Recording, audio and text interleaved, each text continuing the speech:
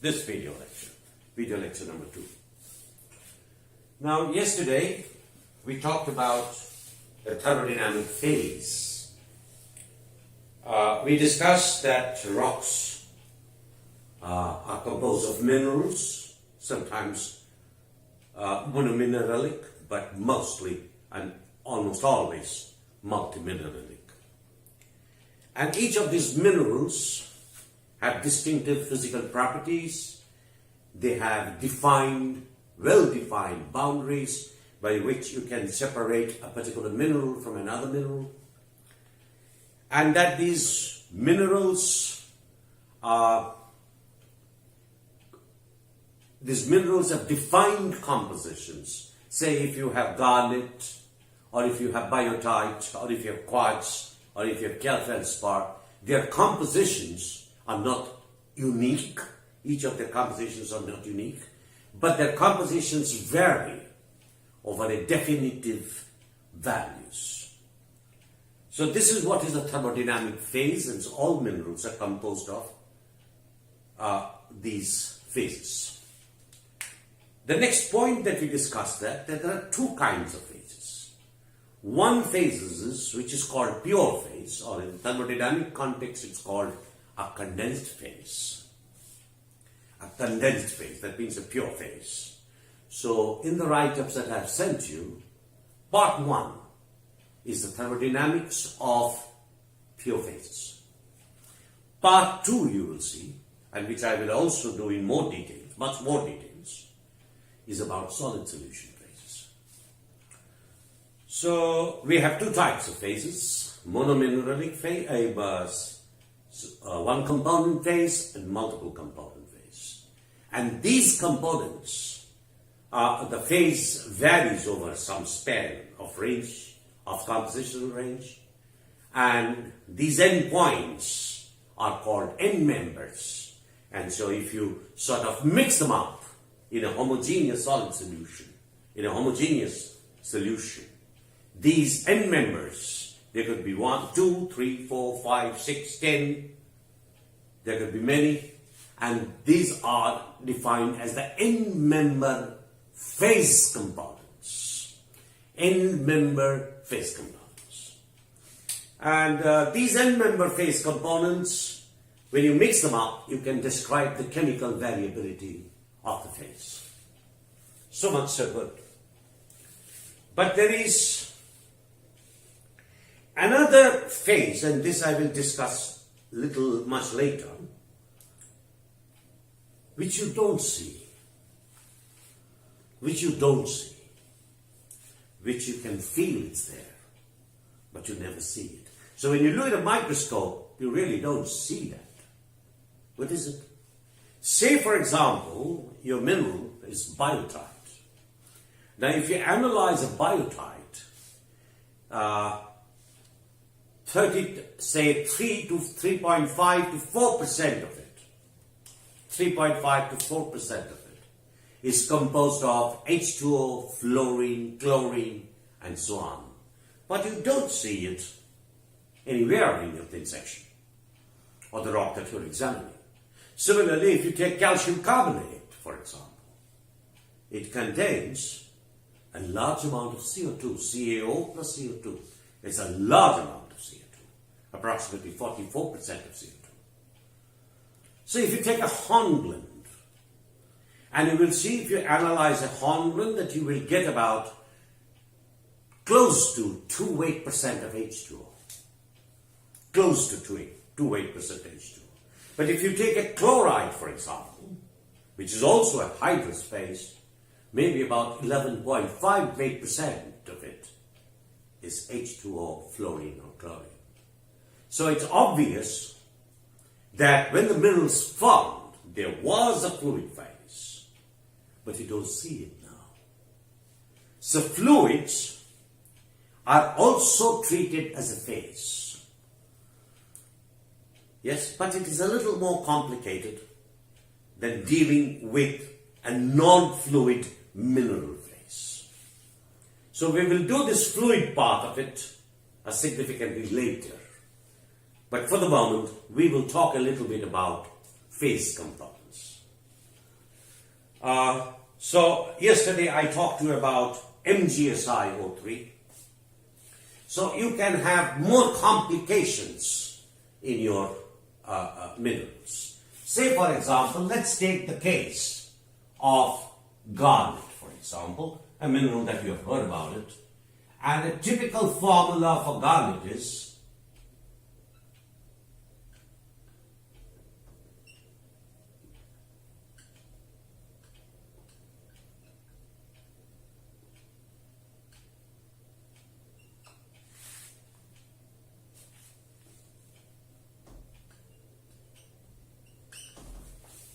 that's a typical composition of a garnet. Typical composition of a garnet. This is the tetrahedral site. This is the octahedral site. And this is the cubic site. And the cubic site of divalent cations, Ca2+, Mg2+, Fe2+, Mn2+, and these are all trivalent cations, and silicon by itself is 4+. So from the garnet structure, you have 3 tetrahedral sites, which is almost always and invariably filled up by silicon, except in the case of hydrogrossular. We don't go into that. And then you have 2 octahedral sites, which are filled by aluminium, ferric iron, and chromium. And then you have the cubic sites, which you have calcium, magnesium, iron, and manganese. So all these elements are competing for the 3 sites in the octahedral sites. There is no major difference. You see, there are 3 octahedral sites, so generally it has been found out that there is not much energy difference between all this cubic site. Similarly here, there is not much that affects thermodynamically. Macrothermodynamics, it does not affect so much. So they are 2 are almost equivalent, energetically equivalent octahedral site, and 3 energetically equivalent cubic sites. But this is what a normal garnet will contain. Have you understood? But say for example, chromium garnets typically are characteristics of high pressure garnets. Chromium is typically characteristic of high pressure garnets. Then say for example, ferric iron is characterized by garnets forming under extremely oxidized conditions. That means more near surface conditions. You know, you have deep inside the earth, you have iron metallic, that means it doesn't have a valency. Then you have Fe2+ in a little more oxidizing states, and then you have Fe3+ close to the earth's surface. So that is how the oxygen potential varies from inside the earth to the surface. And Fe3+ garnets are mostly characterized from near surface situation. Right. So if we ignore all those complications, then we come to this Al2, Si3, and O12. So you have 2 octahedral sites, 3 tetrahedral sites, and here most garnets are Ca, Mg, Fe, and Mn garnets. But Mn is also an important component of some garnets, that's for sure. So if you look at this, then you have several types of garnets. So you have almandine garnet, you have grossular, you have pyrope garnets, you have grossular garnet, then you have spessartine garnets. If you take chromium, you have uvarovite garnets. If you have, what should I say? If you have ferric iron, then you have andradite garnets. So this is Fe3 is the key mineral here, andradite. Uvarovite is chromium, chromium calcium garnets. Spessartine is manganese garnet. Grossular is Ca garnet. Magnesium is pyrope garnet. Almandine is iron garnet. So these are the phase components of garnets. Phase component of a phase. So you have a phase component and you have a phase. So normally the custom, when you write something, say if you write garnet, almandine,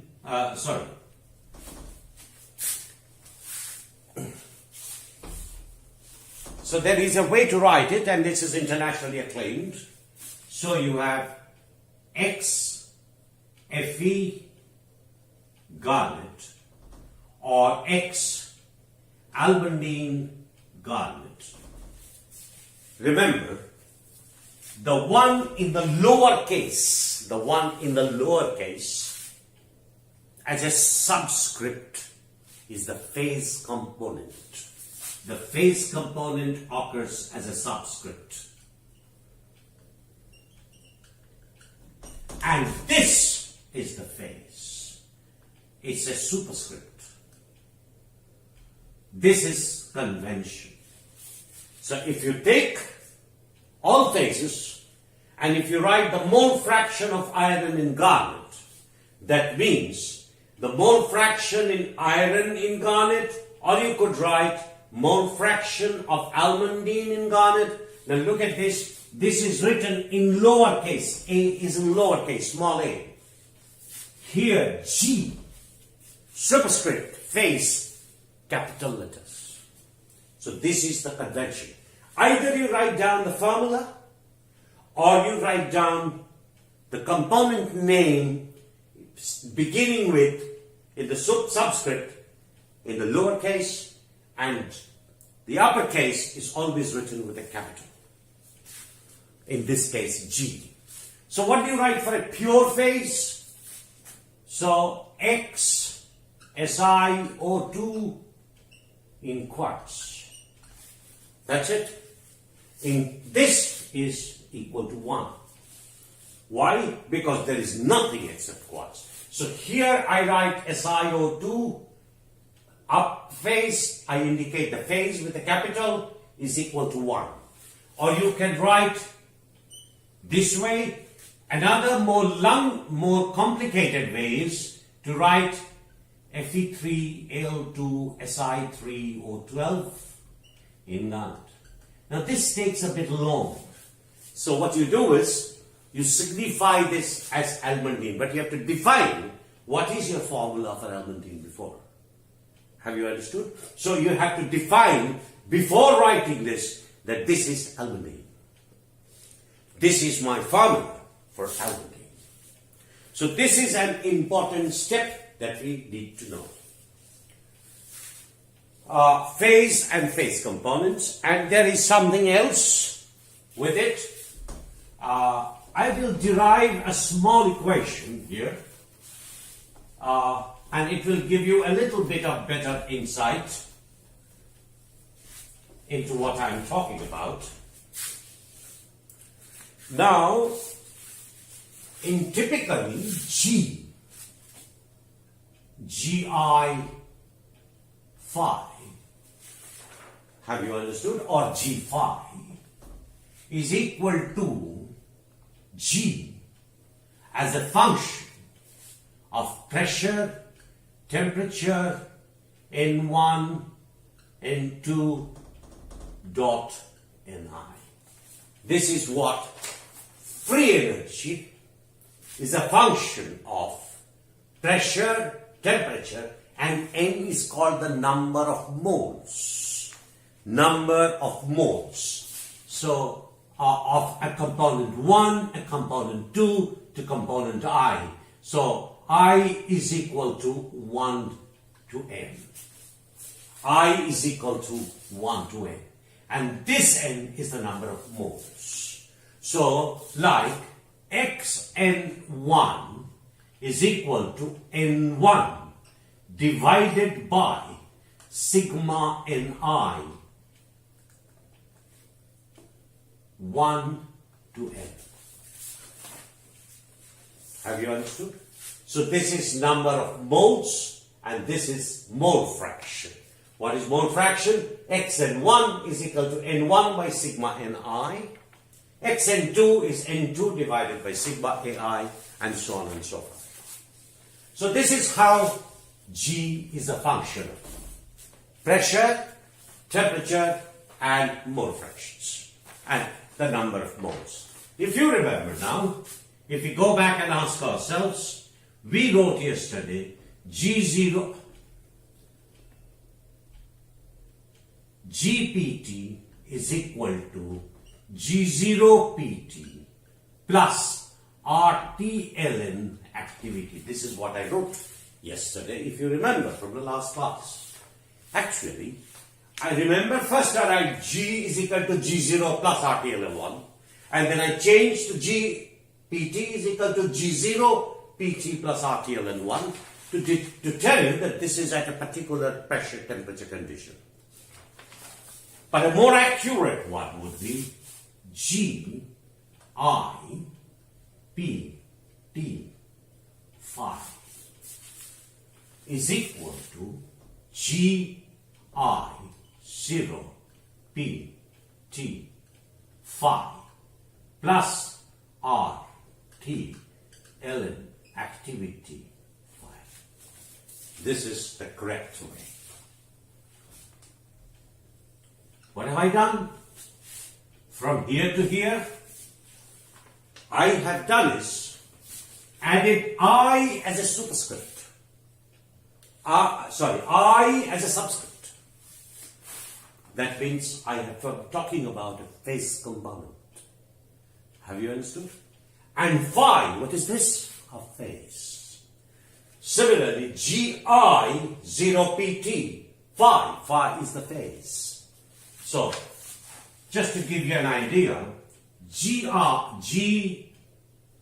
forsterite is equal to pressure, temperature, olivine is equal to G0, pressure, temperature, olivine, forsterite, plus RT ln activity of forsterite in olivine. That's how it is. You know, olivine has the formula, normal, very simple formula, MgFe whole twice SiO4, which means there are two components, Mg2SiO4 and Fe2SiO4. This is called forsterite, and this is called firelite.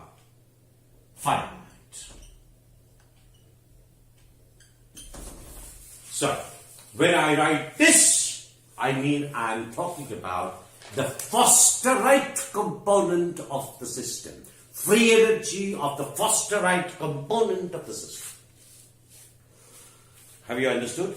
I could have written a similar equation for G firelite, same, is equal to G firelite 0 PT olivine plus RT ln activity firelite in olivine.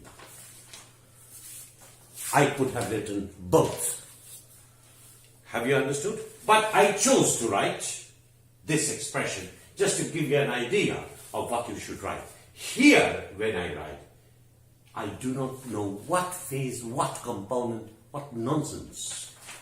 G of what? G of my head? No. G of a phase component in a phase. G, free energy of a phase component in a phase. Or you can write G, free energy of a phase. We will come to that later. Free energy of a phase. So now you see this equation. This equation.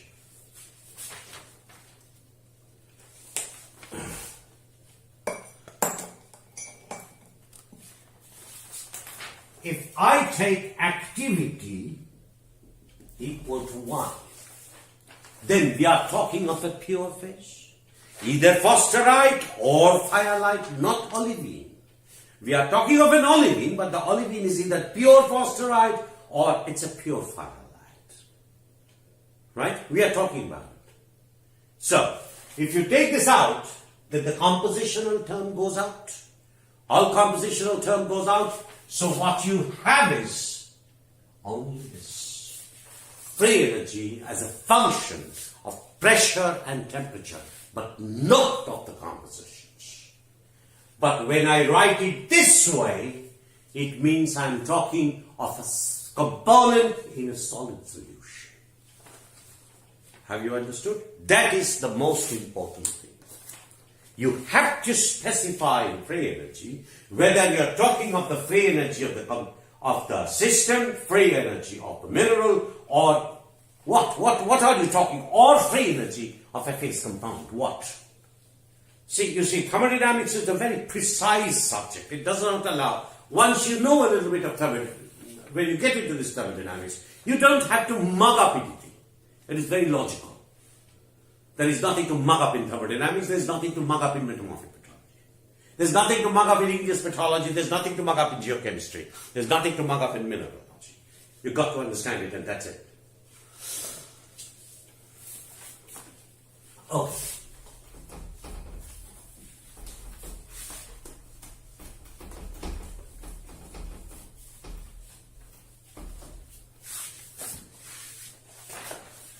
Now, if I write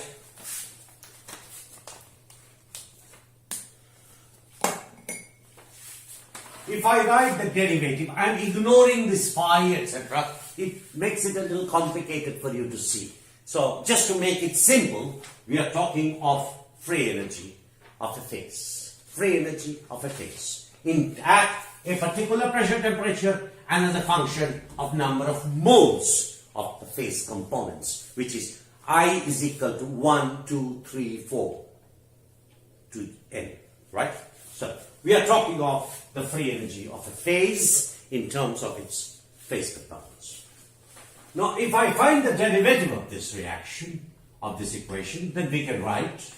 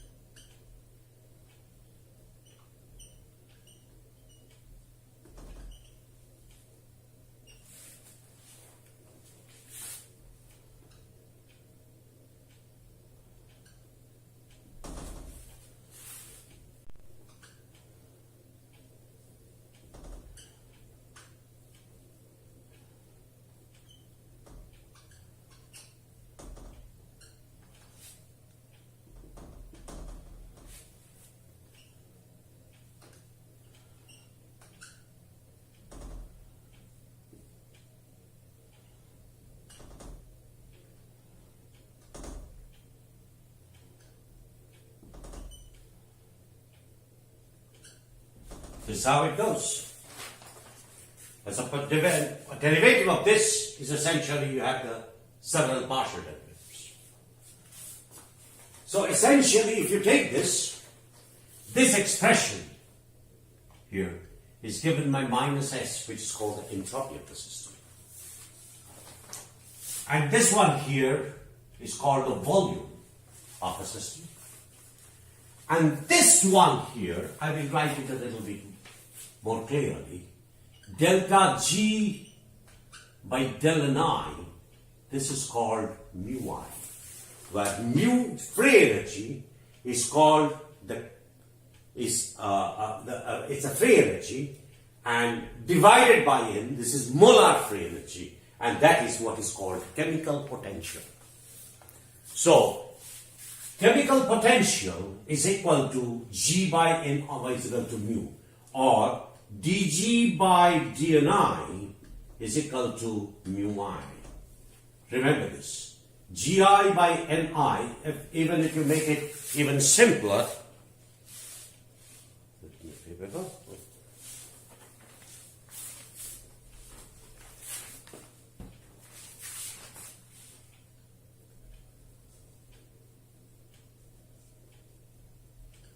for you to remember it very simply. This is what it comes to. So the derivative of G by T is minus entropy, remember. Del G by del P is volume. And del G by del Ni by du. So if I write this, it becomes dG is equal to minus S dt plus V dP plus mu1 dn1 plus mu2 dn2 plus mu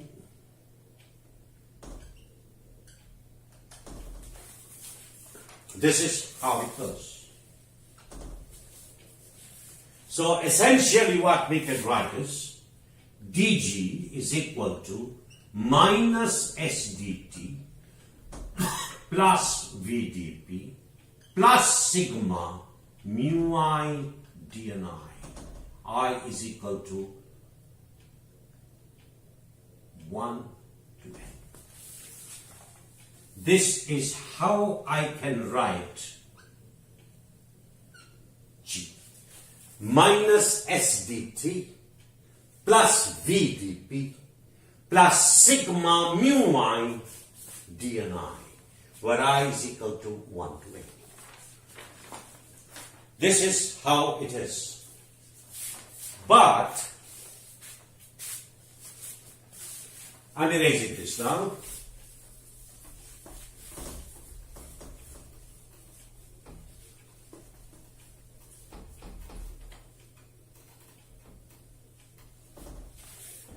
But free energy itself is equal to mu I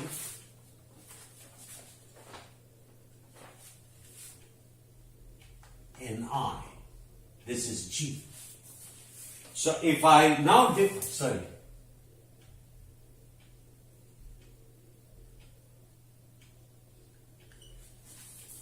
So if I find the derivative equation, dg is equal to sigma mu I dni plus sigma ni d mu I. This is another relationship. Now let me write this 1 and write this 2. G is equal to mu I ni. Remember, mu I is equal to G by ni. So G is equal to sigma mu I ni. And if I find the derivative equation, it's sigma mu I dni and ni d mu I. Now you see here, this both have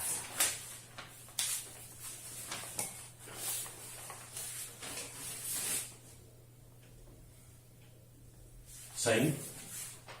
So now I can write, equating 1 and 2, I can write sigma mu I dni plus sigma ni d mu I, this is this part, is equal to minus sdt plus vdp plus sigma mu I dni. This is because dg is same, I put this equation. This is part of 1, this is part of 2. And if I do that, then you can see mu I dni, this cancels off. And so you get the expression sdt minus vdp plus sigma ni d mu I is equal to 0. This is a fabulous equation. This is a fabulous equation. It's the beginning of chemical thermodynamics. It looks simple.